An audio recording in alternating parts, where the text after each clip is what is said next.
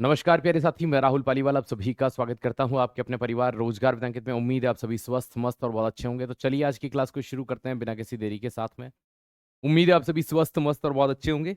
हम acid base और salt पढ़ रहे हैं, अम्ल क्षार और लवण पढ़ रहे हैं, जैसा कि आप सभी जानते भी हैं। और आज का जो पार्ट है वो एसिड ही चल रहे हैं, एसिड के प्रकार हम पढ़ रहे थे। ठीक है, तो उसी में आगे बढ़ते हैं, है ना। सेकंड नंबर की क्लास है आज आपकी। चलिए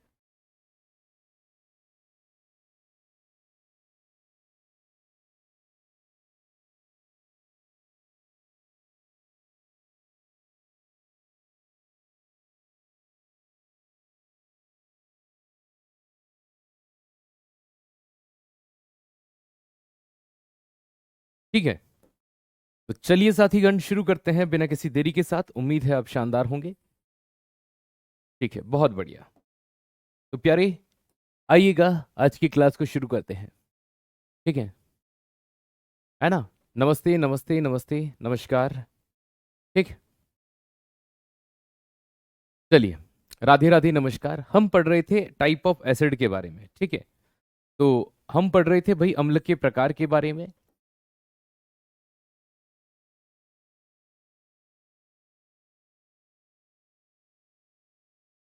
टाइप ऑफ एसिड के बारे में, और इन प्रकारों को पढ़ते हुए हम कहीं तक तो पहुंच गए थे। ठीक है, कहाँ तक पहुंच गए थे वो भी हम आपको बता देते हैं। इन अम्लों के प्रकार पढ़ते पढ़ते हमने ऑर्गेनिक एसिड क्या होता है, इनऑर्गेनिक क्या होता है, हाइड्रा क्या होता है, ऑक्सी अम्ल क्या होते हैं, इन सभी के बारे में प्यारी बहुत अच्छे से पढ़ लिया था। तो प्यारे, अब जो हम बात करने वाले हैं यहाँ पर अम्ल के प्रकार में हाइड्रोजन आयन के त्यागने के आधार पर, मतलब स्ट्रॉन्ग एसिड होगा कि वीक एसिड होगा। तो अब यहाँ पर हम किसके आधार पर पढ़ने वाले हैं, तो बेसिस ऑन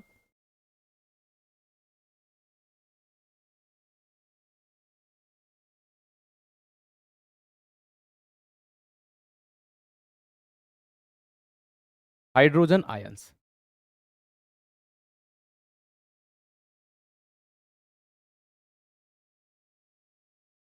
हाइड्रोजन आयन के आधार पर देखो, एक सिंपल सा फंडा है। हमने आपको एक चीज पढ़ाई थी जब हमने स्टार्टिंग किया था। हमने आपको क्या बताया था कि जिनका पीएच मान 0 के पास होता है या 0 होता है वो बहुत स्ट्रोंग पाए जाते हैं। ठीक है, जिनका 7 के आसपास होता है वो वीक पाए जाते हैं, है ना। तो प्यारी दोस्त, यहाँ पर क्या होता है कि ऐसी स्थिति में जब हम बात करते हैं कि स्ट्रॉन्ग एसिड या वीक एसिड क्या होंगे, तो इसकी एक डेफिनेशन ये भी बनती है कि जो जल में जितना ज्यादा, है ना, या कंप्लीटली डिजोल्व इन वाटर, है ना, जो पूर्णतः आयनित हो जाते हैं वो स्ट्रॉन्ग एसिड कहलाते हैं। तो इनके दो प्रकार सामने आते हैं। कितने प्रकार सामने आते हैं? इनके दो प्रकार सामने आते हैं। ठीक है, एक टाइप होता है इनका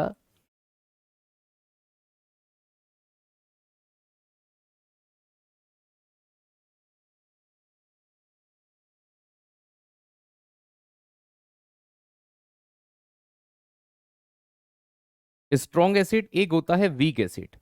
ठीक है, तो एक तरफ हम यहां पर लिख लेंगे प्रबल अम्ल,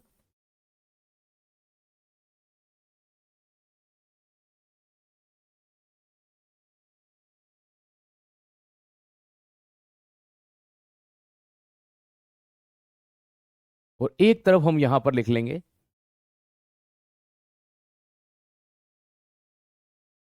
वीक एसिड, दुर्बल अम्ल।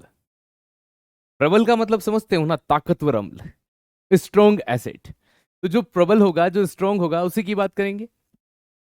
ठीक है, बहुत बढ़िया। हाँ बिल्कुल, जो किसी के साथ के मोहताज होते हैं, याद है आपको, क्या बात है। तो स्ट्रॉन्ग एसिड में हम कह सकते हैं कंप्लीटली डिजोल्व इन, या ये बोल सकते हैं जलीय विलयन में पूर्णतः आयनित होते हैं।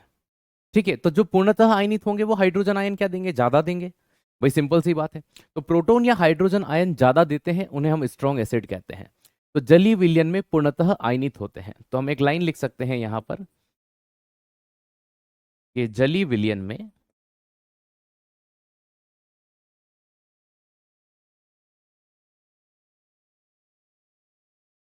पूर्णतः आयनित होते हैं। कंप्लीटली आयोनाइज्ड इन एक्वाटिक सॉल्यूशन। जो पानी के अंदर जितना अच्छे से घुलेगा वो उतने ही अच्छे, तो याद रखिएगा, या आप ये कह सकते हैं इजीली गिवन, ये सरलता से क्या देते हैं, हाइड्रोजन आयन त्याग करने की उच्च क्षमता होती है। दे गिवन हाइड्रोजन आयन, ठीक है, they given hydrogen ion easily या higher capacity of given hydrogen ion.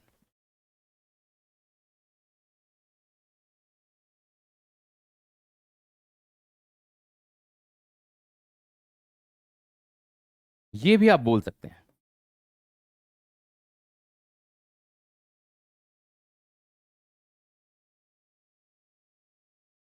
या आप प्रोटॉन भी बोल सकते हैं। यह ज्यादा मात्रा में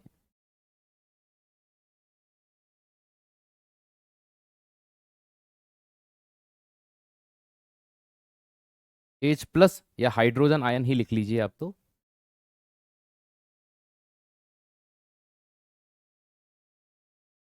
हाइड्रोजन आयन अथवा प्रोटॉन देते हैं। प्रोटॉन का मतलब यहां पॉजिटिव चार्ज से है ना। इनको पानी में घोलोगे उतनी ज्यादा मात्रा में हाइड्रोजन आयन यहां पर निकलेंगे। ठीक, जैसे एग्जाम्पल के तौर पर सबसे स्ट्रॉन्ग एसिड कौन सा होता है, उदाहरण H2SO4 सबसे स्ट्रॉन्ग एसिड मानते हैं हम लोग, है ना, 0 pH होता है इसका, है ना। हाइड्रोक्लोरिक एसिड भी एक स्ट्रॉन्ग एसिड है, नाइट्रिक एसिड एक स्ट्रॉन्ग एसिड है, हम यहाँ रख सकते हैं इनको, कोई दिक्कत वाली बात नहीं है, हाँ लिख लेते हैं। ठीक है, तो ये तीनों अम्ल जो आप यहाँ पर देख पा रहे हैं ये स्ट्रॉन्ग एसिड है। अगर इनको पानी के अंदर घोला जाएगा तो ये बहुत ज्यादा मात्रा में हाइड्रोजन आयन देंगे। और स्ट्रॉन्ग एसिड की विशेषता होती है कि जितने आयन ज्यादा रिलीज होंगे वो विद्युत का उतना अच्छा चालक होगा। तो इसलिए मुझे बताइए, एक प्रश्न आता है बैटरी में कौन सा एसिड यूज होता है, तो आप कहोगे सर सल्फ्यूरिक एसिड, है ना। ये कारण है वो, क्योंकि वो ज्यादा आयन देगा। ठीक है, इस कारण से इसका उपयोग यहां पर किया जाता है। ठीक है बेटा, टाइम यही रहेगा आपका, ठीक है ना, टाइम चेंज नहीं हो सकता क्योंकि मेरे पास भी समय का अभाव है। आइएगा, दुर्बल अम्ल की बात करते हैं। ठीक है, आप जिस समय पर सुटेबल हैं उस समय पर रिकॉर्डेड क्लास देख सकते हैं, बाकी लाइव का टाइम तो यही रहेगा। ठीक, तो वे अम्ल जो जलीय विलयन में पूर्णतः आयनित नहीं होते हैं, आंशिक रूप से होते हैं, तो हम ये कह सकते हैं कि जलीय विलयन में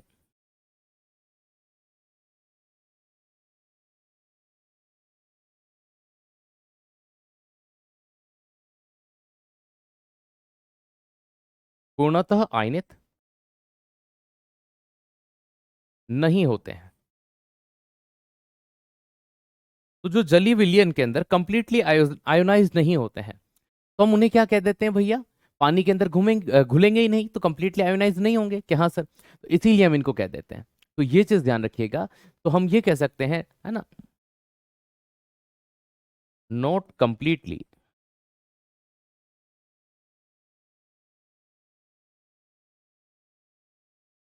आयोनाइज्ड इन एक्वाटिक सॉल्यूशन।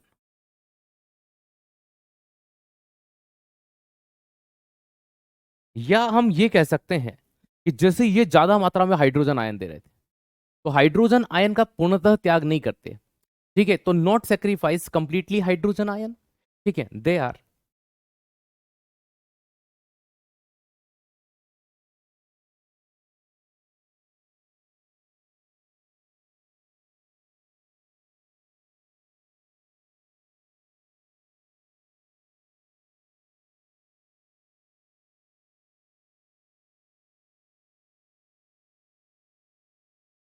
यह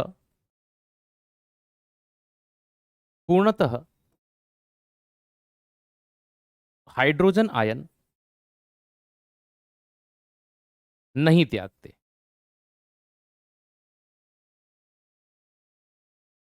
ये इनका नेचर है बेटा, ये इनकी प्रकृति है। क्यों? क्योंकि ये दुर्बल हैं, है ना। इन्हें जब पानी में घोला भी जाएगा, ऐसे एसिड के संपर्क में हम सीधे भी आ जाएं तो ज्यादा फर्क नहीं पड़ता, है ना। ऐसे खासकर जितने भी ऑर्गेनिक एसिड हैं वो सारे ऐसे ही होते हैं, CH3COOH acetic acid, HCOOH formic acid, citric acid, ये सारे यहां पर आते हैं।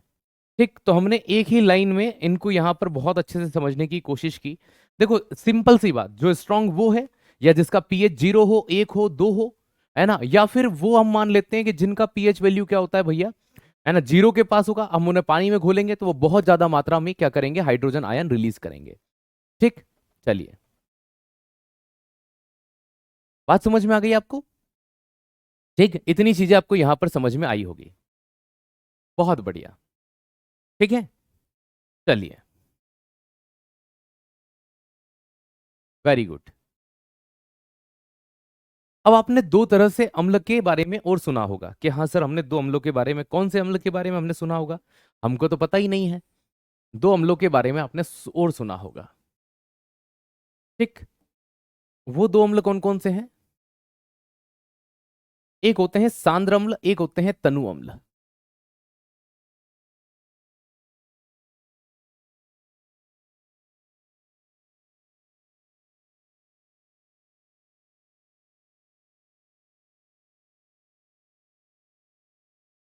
जब हम सिक्स सेवंथ में होते हैं तब से हमारी बुक के अंदर ये वर्ड आ जाता है कि भाई कॉन्सेंट्रेटेड एसिड कौन सा होता है,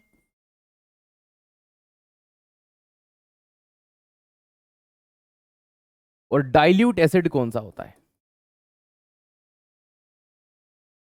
देखो, इसको बड़े खतरनाक बच्चा कंफ्यूज होता है, मैं इनको दो चीजों में ही समझा देता हूं। मैं दो डायग्राम बनाता हूं और दो में ही समझा देता हूं, आप ये समझिएगा यहां पर।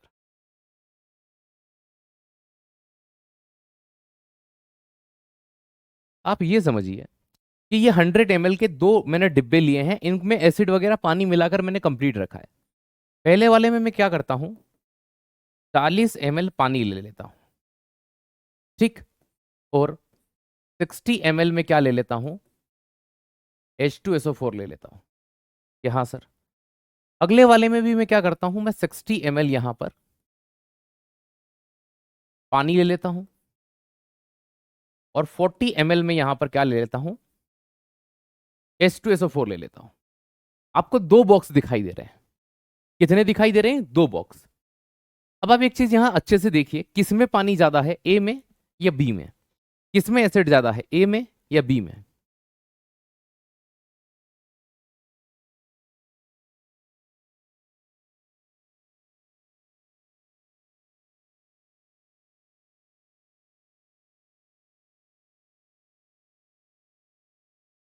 तो अम्ल की मात्रा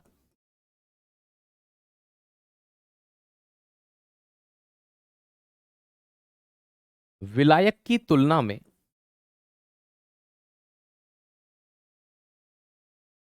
जिस विलयन में ज्यादा हो, वो आपके क्या कहलाते हैं, सांद्र अम्ल कहलाते हैं। देखिए यहां पर, यहां 60 ml H2SO4 और 40 ml पानी क्या होता है, यूनिवर्सल सॉल्वेंट होता है, सार्वत्रिक विलायक होता है। ठीक है, तो हम ये कह सकते हैं कि भैया क्वांटिटी ऑफ एसिड, या फिर हम कह सकते हैं the amount of acid is relatively higher than solvent.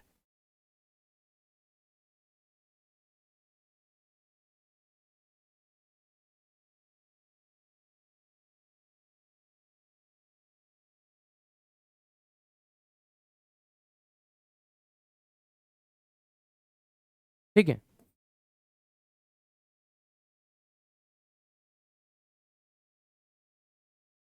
तो भैया जब हम विलायक की तुलना में अम्ल की मात्रा जहां पर ज्यादा होती है, उसे हम क्या कह देते हैं, सांद्र अम्ल कह देते हैं। ठीक, सब पढ़ाएंगे बेटा, फॉर्मूले वगैरह सब पढ़ाएंगे। और तनु अम्ल क्या होता है? सिंपल सा फंडा है, इसका उल्टा कर दो।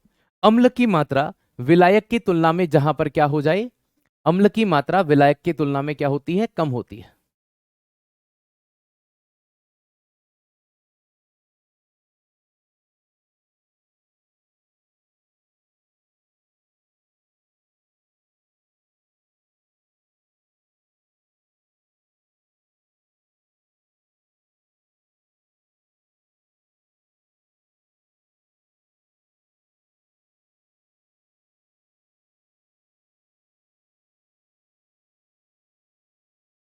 अमाउंट ऑफ एसिड, ठीक है, रिलेटिवली लेस देन,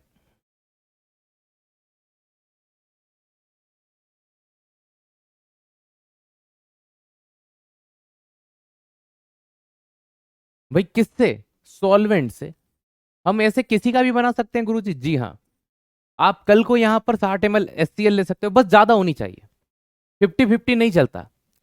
ठीक है, ये चीज ध्यान रखिएगा बेटा, हम एसिड पढ़ रहे हैं तो एसिड ही मिलाएंगे ना, तेल क्यों मिलाएंगे, सोचने वाली बात है। ओके, अब आपसे सिंपल सा प्रश्न पूछा, बताइए सांद्र अम्ल क्या होते हैं।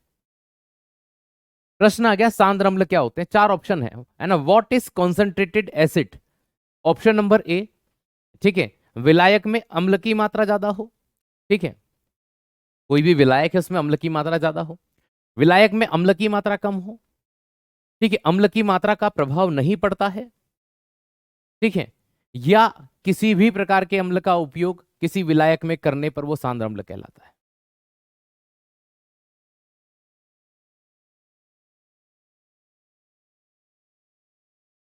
वेरी गुड, ठीक है, तो भाई option number A is the right answer, जहां विलायक की तुलना में अम्ल की मात्रा ज्यादा होती है, ठीक है, सॉल्वेंट के रेशो में या रिलेशन में क्वांटिटी ज्यादा होती है।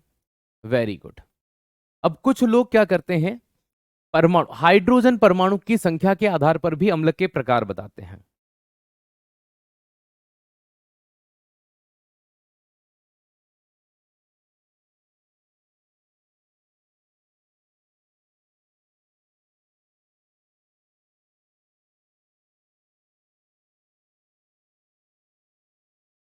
Hydrogen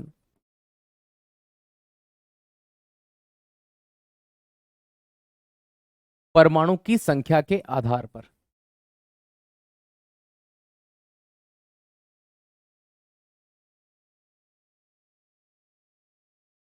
basis on number of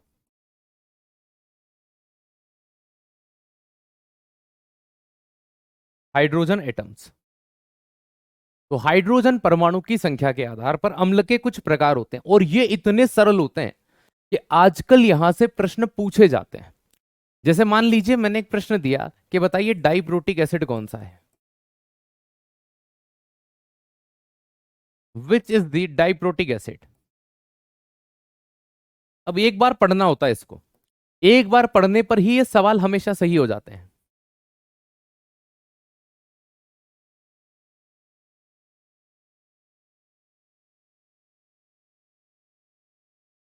कि यार इनमें से डाइप्रोटिक अम्ल कौन सा होगा, मोनोप्रोटिक अम्ल कौन सा होगा, ट्राइप्रोटिक अम्ल कौन सा होगा। तो देखो सिंपल सी बात, सबसे पहले monoprotic acid.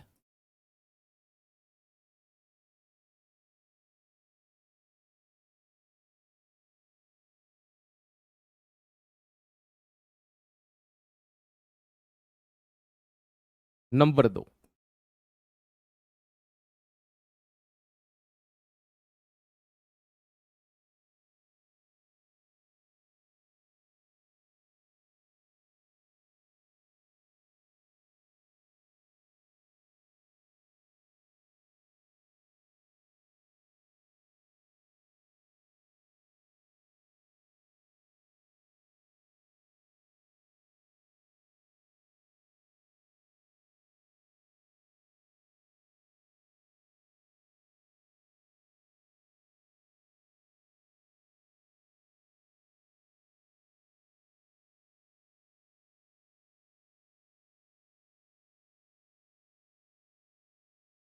Monoprotic acid, diprotic acid, triprotic acid.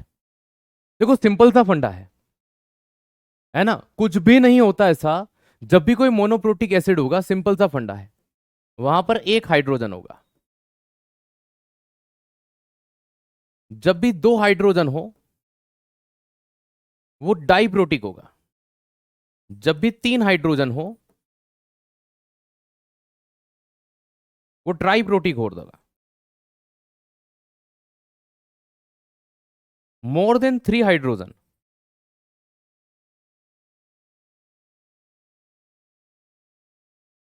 जब तीन से अधिक हाइड्रोजन हो, ठीक है। तो प्यारे दोस्त देखो, अब आपको यहां देखना है इनके सूत्र। देखो HCl में कितना है, एक हाइड्रोजन है, तो HCl कैसा होगा, मोनोप्रोटिक होगा। HNO3 में कितने हाइड्रोजन है, एक हाइड्रोजन, कैसा होगा, कैसा होगा, तो प्यारे दोस्त मोनोप्रोटिक होगा। अब यहां देखो H2SO4 कैसा होगा, डाइप्रोटिक अम्ल होगा। आपसे प्रश्न में क्या पूछा गया था, डाइप्रोटिक। अब देखो बहुत सारे बच्चों, इतना खतरनाक प्रश्न आया था, आज से पहले कभी पढ़ा ही नहीं, और क्या करें अब हम, ठीक है, इस तरह से घबराते हैं। ठीक है भाई, और हो सकते हैं H2SO4 के अलावा, H2CO3 हो सकता है, H2CO3 का किसी को नाम नहीं पता हो तो मैं बता देता हूं, कार्बोनिक एसिड।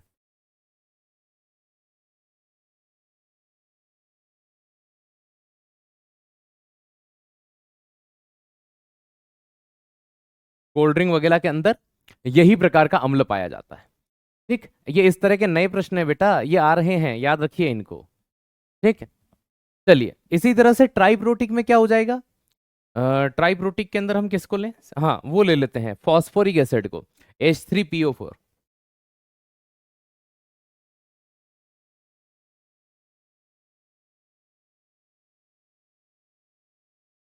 तो फॉस्फोरिक एसिड हो गया। और यहां पर पॉलीप्रोटिक में किसको ले सकते हैं? पॉलीप्रोटिक में भी हमने देखा CH3COOH, एसिटिक एसिड को कहते हैं। 3 हाइड्रोजन ये, 1 हाइड्रोजन ये, पूरे फॉर्मूले में जितने भी हैं उनको गिनना है, कुछ भी नहीं होता। सबसे ज्यादा यही पूछते हैं, H2SO4 किस प्रकार का एसिड है, डाइबेसिक और HCl पूछते हैं। तो देखो कुछ नहीं है, सिर्फ हाइड्रोजन को गिनना है। ये तो अब नींद में भी कर लोगे तुम। ठीक है,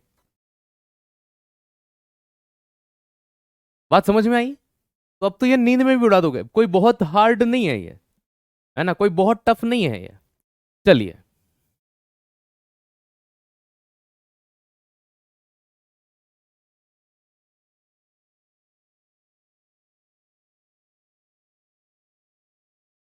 कुछ अम्लों के बारे में पढ़ते हैं। बहुत पढ़ लिए, टाइप वगैरह सारी कंप्लीट हो गए। देखो इस टॉपिक को मैं इतना डीप इसलिए पढ़ा रहा हूं, इतना डिटेलिंग के साथ इसलिए पढ़ा रहा हूं, क्योंकि ये वो टॉपिक है, जब मैंने पहली क्लास ली थी आपको पता होगा, तब मैंने आपसे कहा था, ठीक है, कि ये टॉपिक से प्रश्न हर बार पेपर में छपता ही छपता है। तो मैं नहीं चाहता कि ऐसे छोटे छोटे बिंदु, है ना, हम ये सोच लें कि कभी आपको आता हो, ठीक है, तो ये चीज ध्यान रखिए। समझ नहीं आया, अरे बेटा गिनती है, गिनती अगर नहीं आती है तो फिर हमें एलकेजी में एडमिशन लेना पड़ेगा। ठीक, किसी बच्चे से पूछोगे बेटा इसमें एज कहाँ है, तो कह देगा ये लाछल एज, है ना, एलकेजी, एच एज फॉर हेन, कितनी बार एच है, कहेगा वन, ये रहा वन। तो बेटा यही तो पकड़ना था, जिसमें 1 हाइड्रोजन हो वो मोनो, 2 हो वो डाई, 3 हो वो ट्राई, और 3 से ज्यादा हो पोली। पोली का मतलब ही होता है बहु। ठीक, चलिए, अम्ल या एसिड। अब अम्ल या एसिड की बात करते हैं तो सबसे पहले उस अम्ल के बारे में पढ़ते हैं जिसके नामों को लेकर के बड़ा द्वंद्व रहता है ना, जिसके नाम को लेकर के बड़े चर्चे भी रहते हैं।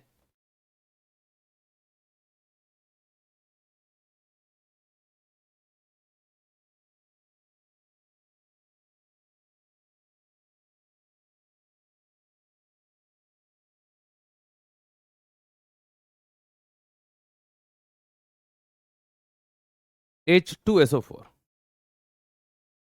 H2SO4 के नेम की अगर बात करें,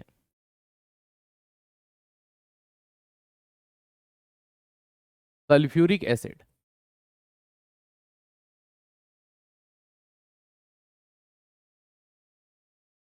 गंधक का अम्ल इसे कहते हैं। अब इसके अन्य नाम की बात करते हैं, अदर नेम।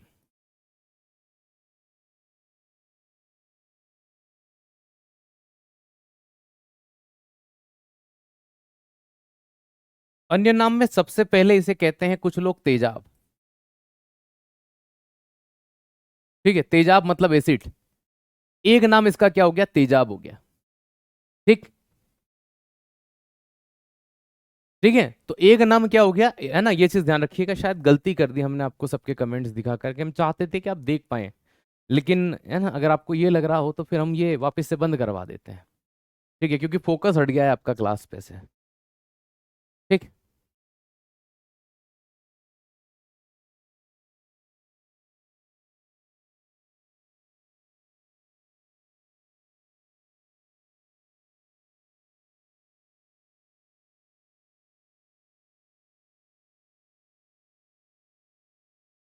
एक बच्चा कह रहा है सर लास्ट वाले में 3 हाइड्रोजन है। कहाँ है बेटा, 3 ये रहे और एक ये रहा, 4 हुए ना, कहाँ है 3? 3 हाइड्रोजन यहाँ, एक लास्ट वाला भी तो गिनो।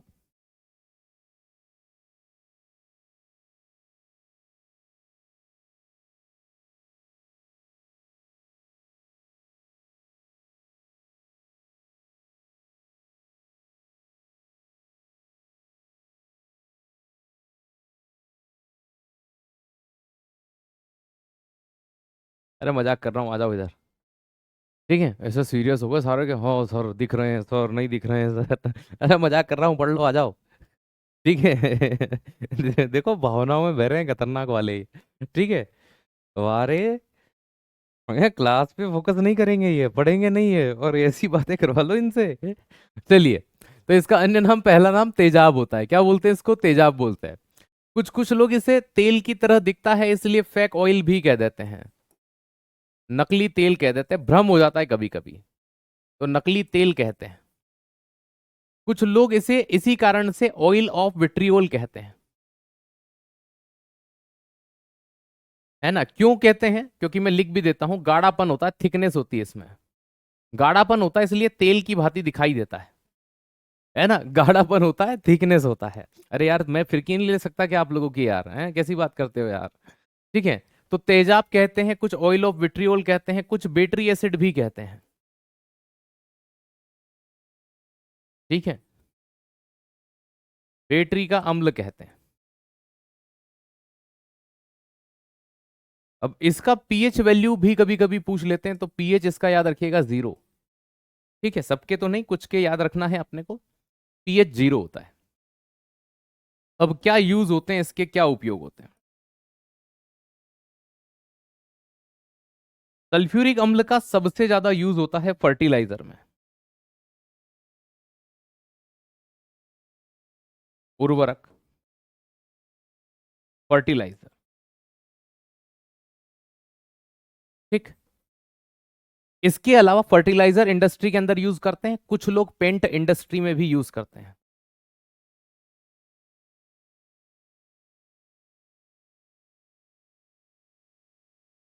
रंग उद्योग, दोनों लैंग्वेज में लिख रहा हूं, तो वो तो चीज होनी नहीं चाहिए हिंदी इंग्लिश में।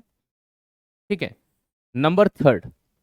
ठीक है, रंग उद्योग में होता है, बैटरी इंडस्ट्री में होता है, पेट्रोलियम इंडस्ट्री में होता है, तो याद रखना पेट्रोलियम इंडस्ट्री।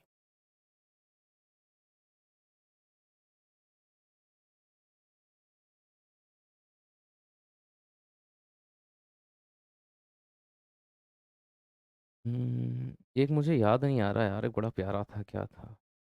रंग उद्योग, पेट्रोल उद्योग, रंग, एक उद्योग याद नहीं आ रहा है। ठीक है थोड़ा सा, अरे महत्वपूर्ण है लेकिन याद नहीं आ रहा, क्या करूं?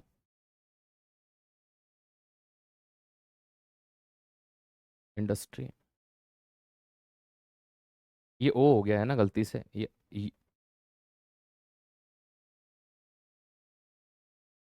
इंडस्ट्री है ना? एक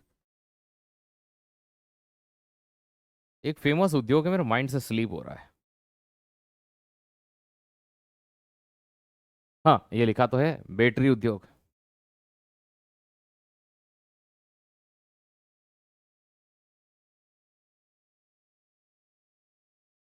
बैटरी इंडस्ट्री, इन चार में सबसे जगह पर है ना, कौन सी बैटरी में होता है? लेड बैटरी में।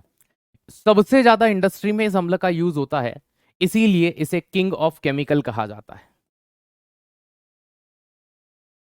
रसायन का राजा कहते हैं।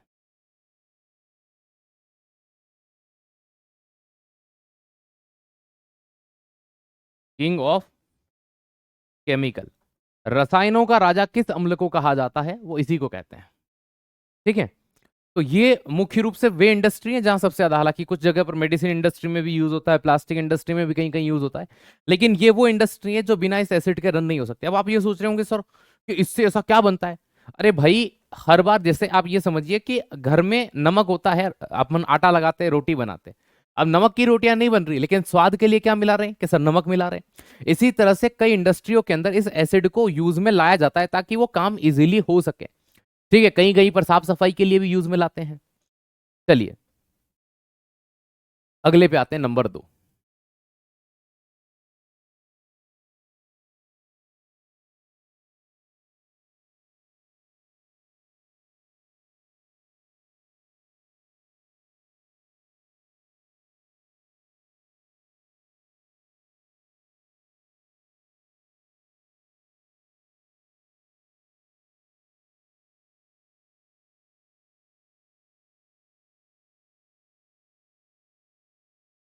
HCl, कई नाम है इसके।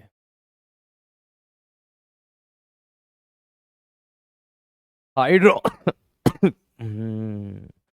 सॉरी बच्चा लोग, हाइड्रोक्लोरिक एसिड।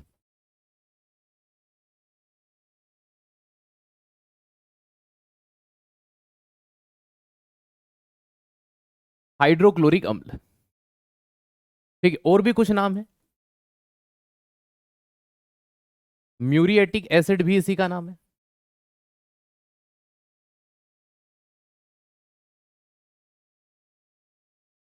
तो एक नाम म्यूरिएटिक अम्ल है इसका। गैस्ट्रिक एसिड बोलते हैं इसको। अमाशय का अम्ल बोला जाता है इसको। जठर रस का अम्ल बोलते हैं इसको। ये सभी इसी के काम है। ठीक है। अब प्यारे, बात ये आती है कि एक प्रश्न बड़ा चर्चित है यहां से, और उस प्रश्न के बिना इसको मैं पूरा नहीं कर सकता। तो ठीक है, आप लोग जानते होंगे, आपने पढ़ा होगा, तो आप जवाब दीजिएगा।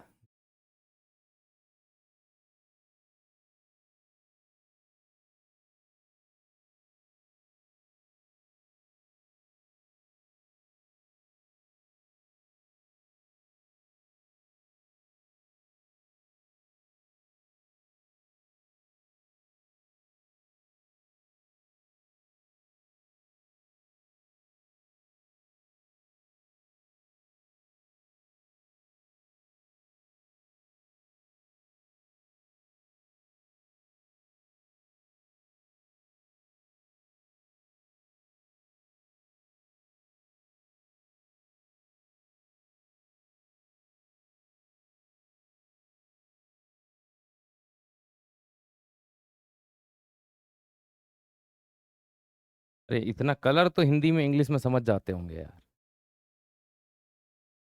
बताइए। आज ब्लू है पानी।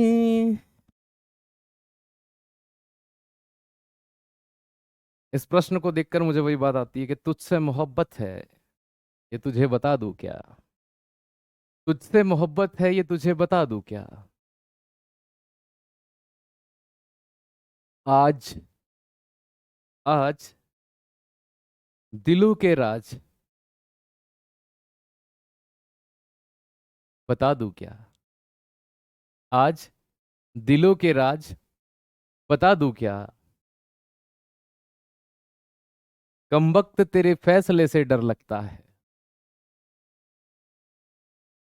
कमबख्त तेरे फैसले से डर लगता है।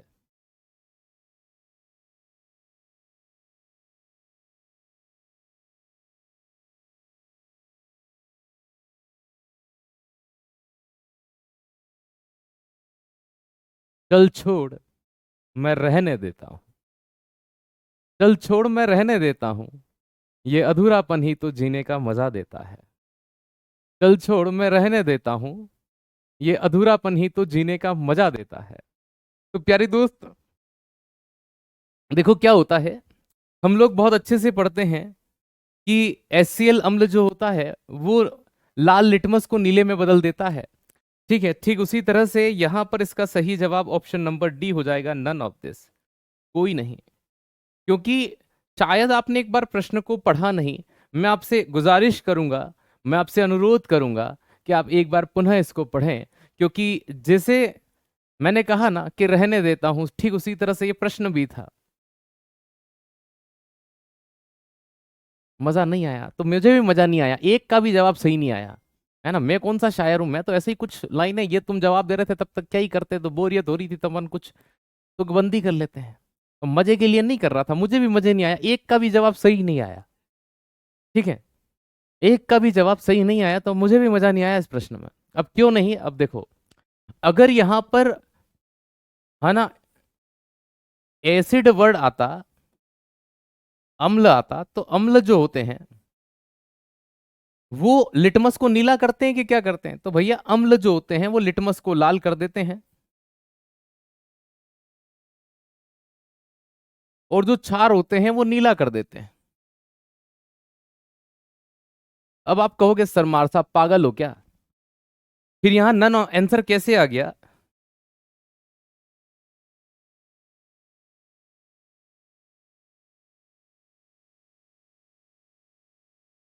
HCl गैस है,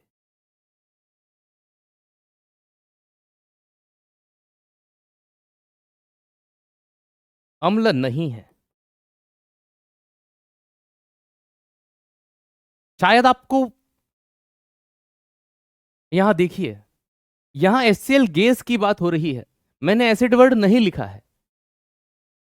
फिर से समझ लो, लाल नीले सब ठीक है बेटा अपनी जगह पर। अम्ल लिटमस को, नीले लिटमस को लाल कर देता है, जो भी अम्ल अम्ल होगा वो लिटमस को लाल कर देगा, क्षार होगा वो नीला कर देगा। लेकिन ये HCl गैस लिखा है यहां पर,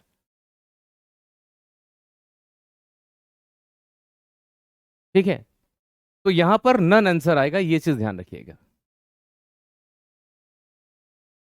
तो इसीलिए कहा जाता है it's aquatic solution of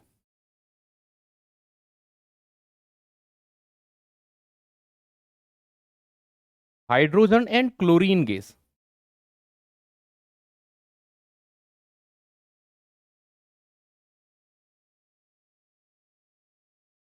hydrogen एवं क्लोरीन गैस का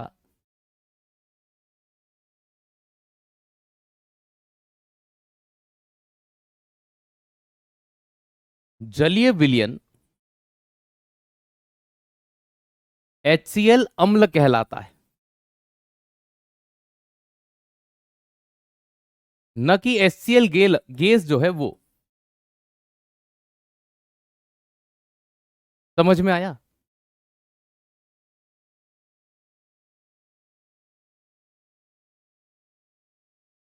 चलिए, यूज कहां होता है इसका?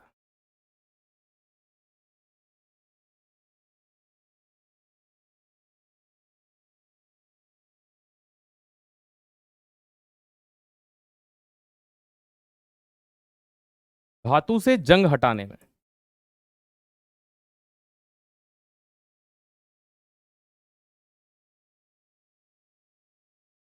रस्ट रिमूव फ्रॉम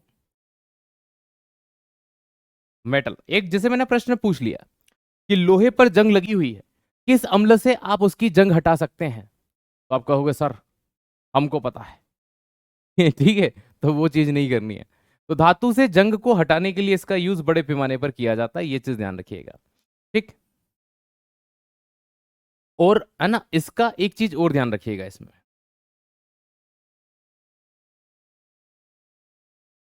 ये पेट की अम्लीयता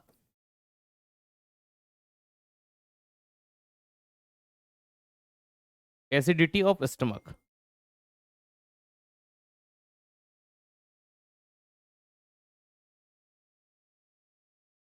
का कारण भी यही होता है। तो पेट की अम्लता का कारण भी क्या है? यही है। ठीक है, ठीक, आया समझ में? अगली चीज, हाइड्रोक्लोरिक एसिड की बात करें तो इसका यूज होता है फॉर्मेशन ऑफ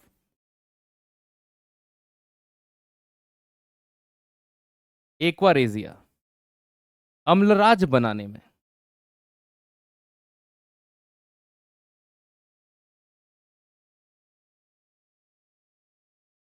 तो अम्लराज बनाने के लिए भी इसका यूज किया जाता है। ठीक, कि सर ये अम्लराज क्या होता है, एक्वारेजिया क्या होता है, आइए देखते हैं, पहले इसको अच्छे से देख लो एक बार।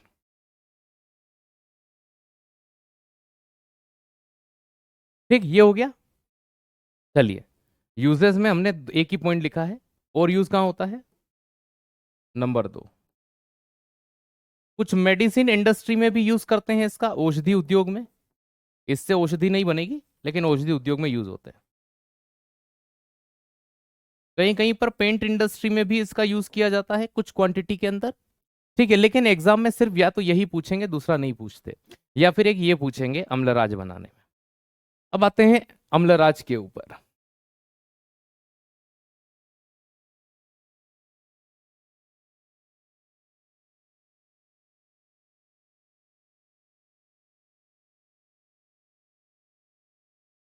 अम्लराज कहते हैं, कुछ शाही पानी कहते हैं,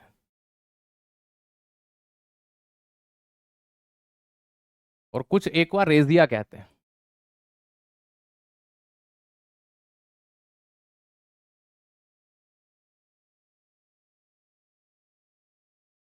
इस अम्लराज या एक्वारेजिया का यूज कहां होता है? गोल्ड जो होता है सोना, वो इसमें घुल जाएगा,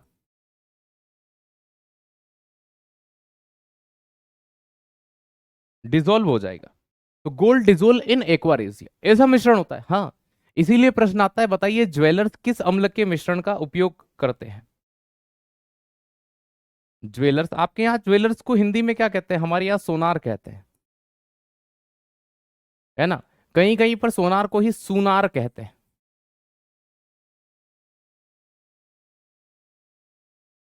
इन्हें भी नहीं पता होता कि ये दो अम्लों का मिश्रण है, ये बस कह देते हैं हमारा एक केमिकल है। बताइए।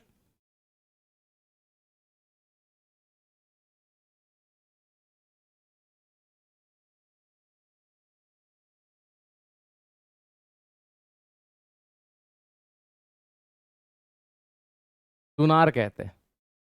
वो सुना है, सो सुनार की एक लोहार की, है ना, कि सोनार धीरे धीरे धीरे धीरे हथौड़ी मारता है और आकार देता है, और लोहार ला बम। ठीक है।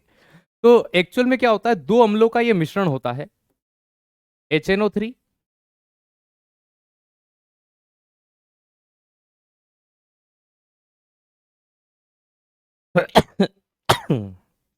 पता नहीं क्या हो गया, बहुत छींक आ रही है आज।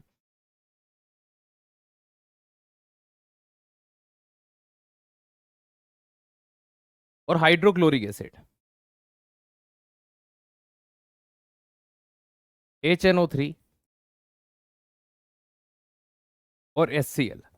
जब HNO3 जो होता है इसको 1% लिया जाए, और HNO3 3 के 1:3 में इनको मिलाया जाए, है ना, तब आपका जो बनता है वो क्या होता है, प्यारे दोस्त याद रखेगा, है ना, अम्लराज बनता है। मतलब कि इस तीन को आप ये भी बोल सकते हो 75%, 75% आपको HCl लेना है, और एक का मतलब हो जाता है 25%।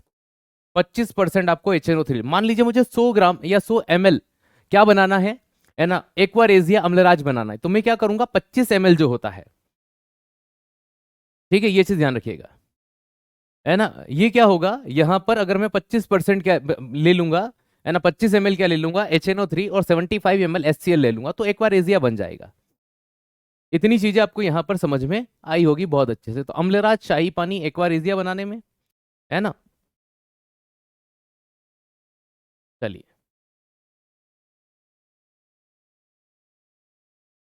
गुड। ये पढ़ लो रे, पढ़ते हो नहीं तुम, बातें करा लो तुमसे, है ना, बातें तुम ऐसी ऐसी करते हो कि भैया का ही कहे। अब HNO3 को ही पढ़ लेते हैं। नंबर थर्ड, बातों के रसिया हो तुम।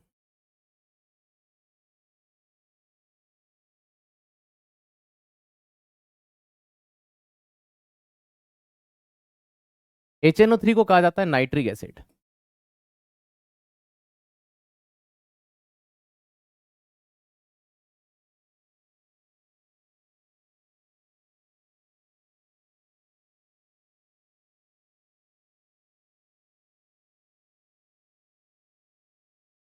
ठीक, नाइट्रिक अम्ल की बात करते हैं तो भैया इसका नाम और क्या है, नाइट्रिक अम्ल का एक बड़ा फेमस नाम है,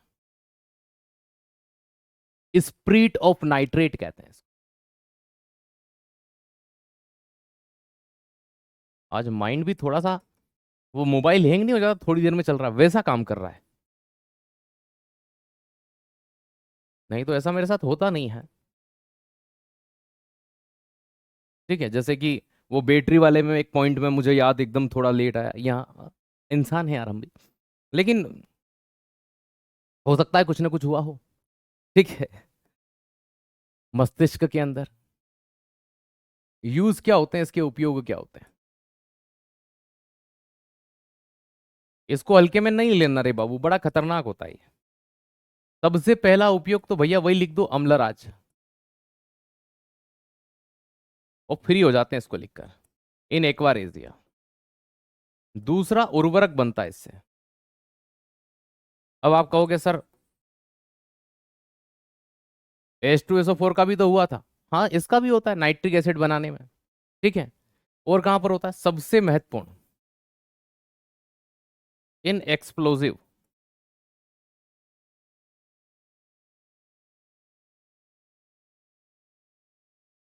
विस्फोटक बनाने में। अब एक्सप्लोजिव जैसे कि फॉर द एग्जांपल एक उदाहरण देता हूं, आपने TNT का नाम सुना होगा, ट्राई नाइट्रो।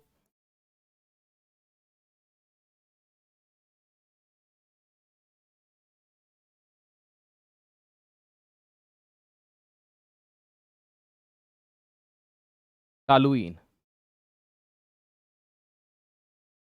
चलिए, ठीक है। एक बार एजिया का फॉर्मूला, ये क्या तुम्हारा नाम लिखा है मैंने?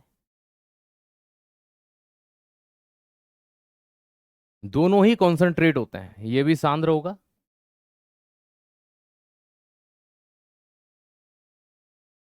जब दो चीजें मिलती है तो उनके फॉर्मूले हर बार बने जरूरी थोड़ी है। ये भी सांद्र होगा। स्ट्रांग, समझे क्या? चलिए, और कहां पर यूज होता है ये? अम्लराज बनता है, फर्टिलाइजर बनता है, एक्सप्लोजिव बनता है, कभी कभी इसका यूज फोटोग्राफी में एंड मेडिसिन इंडस्ट्री में भी करते हैं। तो फोटोग्राफी इंडस्ट्री में और मेडिसिन में भी किया जाता है।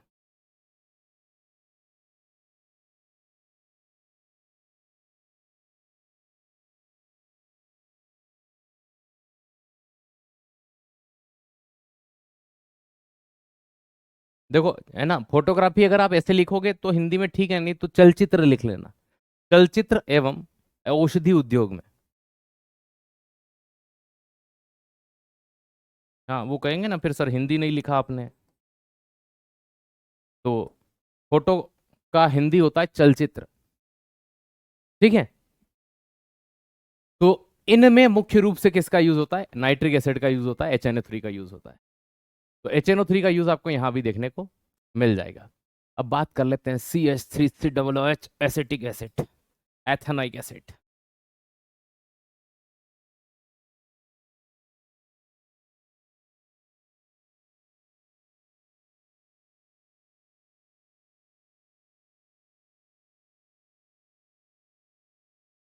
जो भी चल रहा हो, तीन चार मैं भूल गया हूं नंबर कौन सा चल रहा है।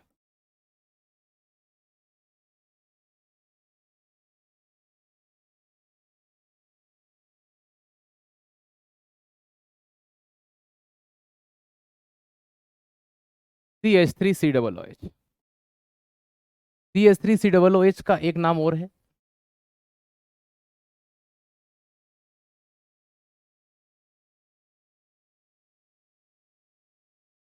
अन्य नाम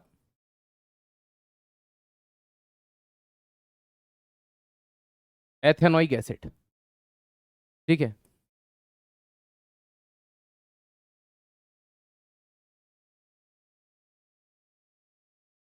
एथेनोइक अम्ल बोलते हैं। इसके सोर्स भी होते हैं कहीं कहीं से, वही प्राकृतिक है, कार्बन पाया जाता है इसमें। कहां पर ये पाया जाता है? गन्ना, शुगर केन। अब बहुत सारा बच्चा बोलेगा सर गन्ना तो मीठा होता है, कहाँ से खट्टा होता है? गन्ना मीठा होता है क्योंकि उसमें भैया भर भर के क्या पाई जाती है ना, शुगर पाई जाती है। लेकिन, है ना, इसीलिए गन्ने, इक्षु शर्करा कहते हैं गन्ने को। इक्षु, इक्षु का मतलब गन्ना ही होता है। ठीक है। अब प्यारे दोस्त, ये जो गन्ना होता है ना, इस गन्ने से एक सिरका निकलता है, आपने देखा होगा। तो सिरका काले कलर का होता है ना। हरियाणा पंजाब में जाते हो तो ब्लैक कलर का, वो अच्छा होता है हेल्थ के लिए। वो अच्छा होता है हेल्थ के लिए। एक वो व्हाइट कलर का केमिकल से बना हुआ सिरका आता है, मुझे समझ ही नहीं आया। मैं देखो, हमारे यहाँ, मैं मध्य प्रदेश से बिलोंग करता हूँ, हमारे यहाँ पानी इतना भी नहीं होता था आज से लगभग लगभग, है ना, 8-10 साल पहले, कि गेहूं भी पके, मतलब वो भी खाने के लिए भी खरीद के लाने पड़ते थे, इलाके में गेहूं ही नहीं होता था। ठीक है, अब धीरे धीरे वो क्या है, सिंचाई के साधन अच्छे हो गए, लाइट अच्छी होने लग गई, तो दूर से पानी भी लाया जाता है। जैसे 5-5 6-6 किलोमीटर दूर नदी है, तो वहां से पाइपलाइन डाली गई है और वहां से पानी आता है। फिर भी पानी इतना आता है कि 2 या 3 सिंचाई हो पाती है, बहुत मुश्किल से गेहूं पक जाता है। अब गन्ना तो बहुत दूर की बात है, तो हमारे इधर कभी गन्ना पैदा हुआ ही नहीं। गन्ना देखा तो भी बस भैया अगर इक्का दुक्का बेचने वाला आया तो खरीद के खा लिया, है ना। तो जब गन्ना ही नहीं देखा तो गन्ना से गुड़ बनता हुआ भी नहीं देखा। अब जब गन्ने से गुड़ बनता हुआ भी नहीं देखा था, मैं आपको प्रारंभिक स्थिति बता रहा हूं, जब तक मुझे सिरके के बारे में कोई आइडिया नहीं था। फिर जब होटलों के अंदर जाने लगे तो सिरके वाला प्याज है, सिरके वाला प्याज है। यार मैं सिरका क्या होता है, फिर पता चला विनेगर जो होता है वही सिरका होता है। मैं अच्छा अच्छा एसिटिक एसिड होता है, तो सफेद कलर का सिरका देखा। जब मैं, है ना, यूपी वाले अंचल में गया, तब मैंने वहां पर गन्ने की खेती देखी। और मैंने एक साइड ये अपना क्या बोलते हैं इसको, ये थोड़ा सा बुरहानपुर वाला इलाका जो है, ये भी थोड़ा समृद्ध है, बुरहानपुर होशंगाबाद वगैरह वाला, यहां पर भी मैंने देखा। तो वहां पर मैंने काले कलर का सिरका देखा, मेरा दिमाग फिर ठनका यार कि, है ना, ये कैसा सिरका है। तो कहते हैं कि ये गन्ने से निकलता है। तब मुझे समझ में आया कि अच्छा ये वाला सिरका ओरिजिनल होता है। ठीक है ना। तो ये चीज ध्यान रखिएगा। तो अभी मैं मध्य प्रदेश के उज्जैन में रहता हूँ। ठीक है, पहले हम लोग राजस्थान में रहा करते हैं, भटकती आत्माएं हैं, कहीं भी घूमते फिरते रहते हैं। तो ये चीज ध्यान रखिएगा, सिरका या विनेगर के अंदर एसिटिक एसिड होता है, गन्ने से भी निकलता है। दो कलर, कलर आप देख लीजिएगा, चाइनीज वाले यूज करते हैं वो व्हाइट कलर का होता है। ठीक है, वो तो शायद मेरे घर पे भी रखा होगा एक विनेगर की बोतल वगैरह, रखते ही हैं, कभी कुछ बनाने की इच्छा हो जाती है तो वो होती है बोतल, है ना। अब ये जो होता है ना एसिटिक एसिड, इसका यूज कहाँ होता है, उपयोग कहाँ पर होता है। इसका उपयोग होता है पिकल प्रिजर्वेटिव के तौर पर, अचार संरक्षण में। ठीक है, तो ये क्या होता है, पिकल प्रिजर्वेटिव की तरह। पिकल समझते हो ना, अचार।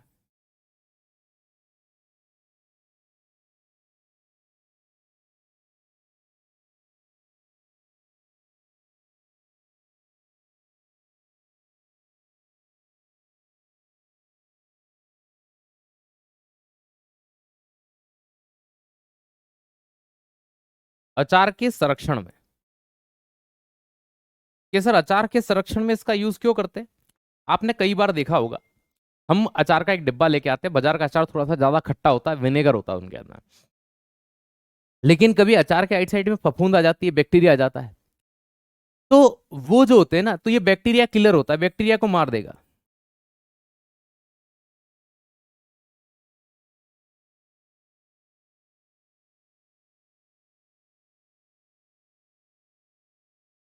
है ना, ये चीज ध्यान रखिएगा, है ना। और खाद्य पदार्थों में,